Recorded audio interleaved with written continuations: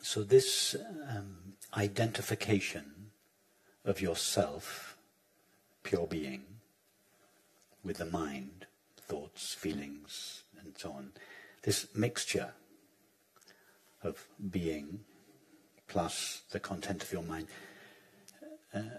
makes for the separate self, or the person, the temporary, finite being that we seem to be.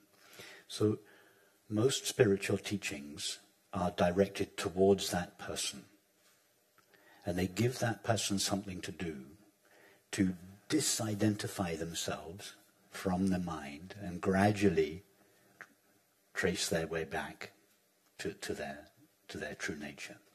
So the majority of spiritual practices are aimed at the separate self, the person, this identified entity that we seem to be.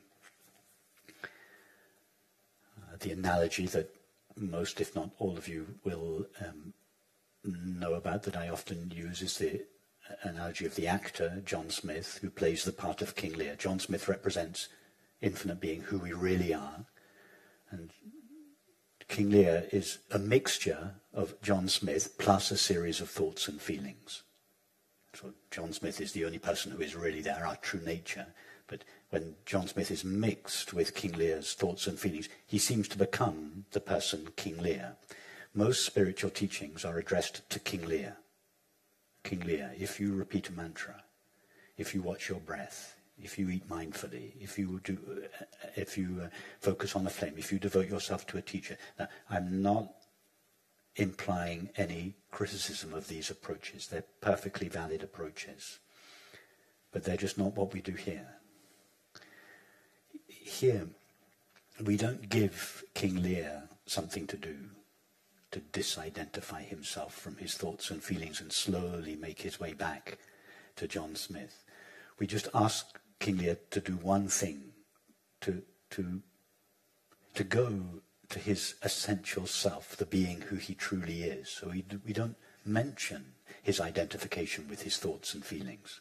We don't get busy with his identification. We don't discipline his mind. We don't give him a practice. We just say to him, King Lear, who are you really? What is that element of yourself that can never be removed from you? Who is it that you have always been? Have you always been a father of 3 daughters? Have you always been married? Have you always been King of England? Have you always been at war with the French? No.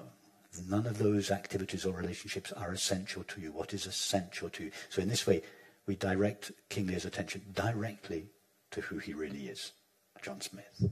And that takes care of his identification with his thoughts. It also takes care of everything else. So the person we seem to be is King Lear. This mixture of our essential being plus thoughts, images, feelings, memories, etc. And this mixture creates the person. We don't give that person a series of disciplines and practices to slowly purify their mind, to slowly disidentify themselves and so on. We just ask the apparent person one thing: who are you really? When you say I, what do you really mean? You've been calling yourself I all your life. So I must refer to that which remains continuously present throughout all your life. Has any thought remained present through all your life, or feeling? Or the only thing that has remained present throughout your life is your being, the fact of being or being aware. So we direct our attention directly to our essential self, pure being or being aware. And the more so first we recognize that, we recognize the nature of that being is independent of the qualities of experience, and then we take our stand as that, we establish ourselves as that. And that takes care of the identification. So King Lear asks himself this one question: who am I really? What is it that cannot be removed from me? This takes him in one step, that's why it's called the direct path, one step back to John Smith. And he realizes, I am John Smith. And John Smith is not affected by King Lear's relationships and activities. John Smith doesn't have to disidentify himself from them. He wasn't identical to them in the first place.